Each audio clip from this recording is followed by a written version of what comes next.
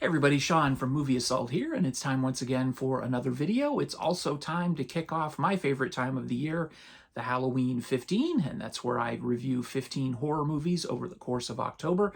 This, of course, would be the Halloween 15 for 2024. And what I do is I start on October 1st, and every other day I post a review of a horror movie leading up to Halloween. And this year I'm kicking it off with 1957's Zombies of Mora Tau. This was directed by Edward Kahn and produced by the prolific Sam Katzman. This actually is taken from the Arrow video box set Cold War Creatures, which includes 3 other films that were produced by Sam Katzman. This is interesting. This is an early, well, not terribly early, zombie film that features not the modern day version of zombies, which are reanimated dead that shuffle around, that are reanimated by, viruses from space or whatever. This, of course, is more of the zombies that are reanimated due to a curse or voodoo or something like that. I don't think they actually spell out how these people were reanimated in the movie, but you just kind of roll with it. But the zombies in this movie are specifically guarding a sunken treasure. And the protagonists in this film are an expedition who are going to try to retrieve this sunken treasure from a boat that's sunken off the coast of Africa. And the expedition is led by a character named George Harrison, not the Beatle. And he is played by Joel Ashley. And he's bringing his wife, who is played by Allison Hayes. Sorry, I have to keep looking down for the names because these are people who are not on the tip of my tongue. And they arrive. Their boat is anchored above the shipwreck, and then they send a little bit of an expedition, including George Harrison, the scuba diving leader who is going to lead the actual dive, and his name is Jeff Clark. He's played by Greg Palmer, and George Harrison's wife, her name is Mona.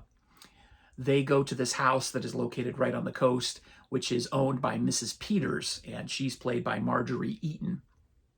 And she proceeds to tell them that everybody who's tried to attempt to get this treasure out of the sunken boat has been killed by the guardians of the boat, which are the zombified crew of the boat. And of course, they sort of laugh this off because, how could that be possible? Zombies aren't real. They kind of let the greed blind them, even though they see multiple zombies on Mrs. Peters' property before they even attempt the dive.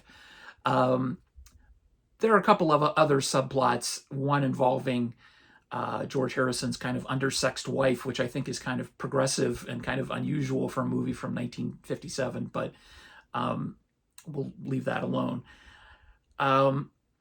This is an interesting movie.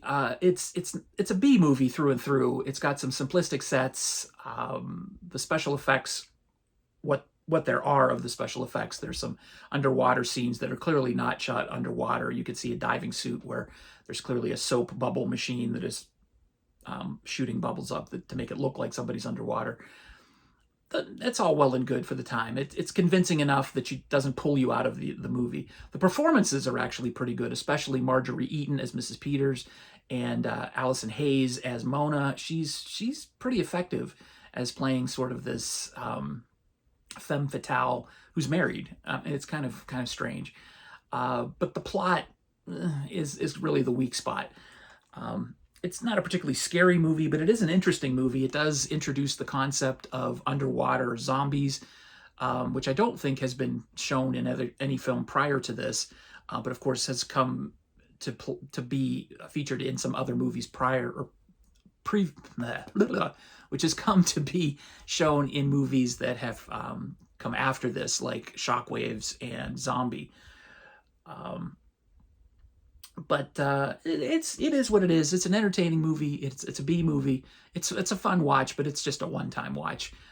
So I would give it a 5 out of 10. But yeah, it's an entertaining watch. It is what it is. Zombies of Mora Tau. Stick around. We've got more movies coming over the course of the month. And stay tuned. 14 more horror reviews coming up in the month of October. Thanks for watching. Take it easy.